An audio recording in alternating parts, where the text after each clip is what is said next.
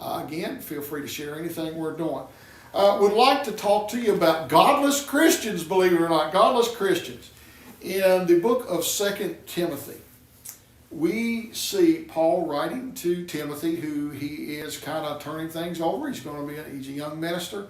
God is telling him the way things are. And he says this in chapter 3, starting in verse 1. But understand this, that in the last days there will come times of difficulty, for people will be lovers of self, lovers of money, proud, arrogant, abusive, disobedient to their parents, ungrateful, unholy, heartless, unappeasable, slanderous, without self-control, brutal, not loving good, treacherous, reckless, swollen with conceit, lovers of pleasure rather than lovers of God, having the appearance of godliness but denying its power. He says, avoid such people, for among them are those who creep into houses and capture weak women, burdened with sins and led astray by various passions, always learning and never able to arrive at the knowledge of truth. Just as Jannes and Jambres opposed Moses, so these men also oppose the truth, men of corrupted in mind and disqualified regarding the faith. But they will not get very far, for their folly will be plain to all, as was that of those two men. Here's the thing.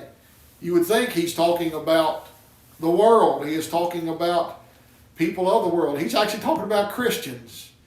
This is a horrible list. And this is the state we find ourselves in today's Christianity. People who love themselves, who have their own passions, who are willing to do anything and say anything. We as Christians have got to do better. We have got to begin to deny ourselves, take up our cross, and follow Jesus Christ.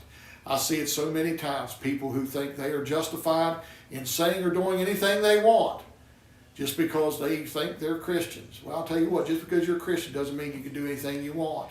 And I pray today that we would begin to understand that God has a standard for His people, that He wants us to act and be in a certain way, and that we need to follow Him. We are to be followers of Jesus, not followers of ourselves, not those who want what we want, not those with the itching ears wanting to hear our own so-called truth given back.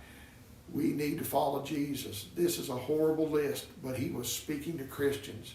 And we as Christians should know better, should do better, and we should follow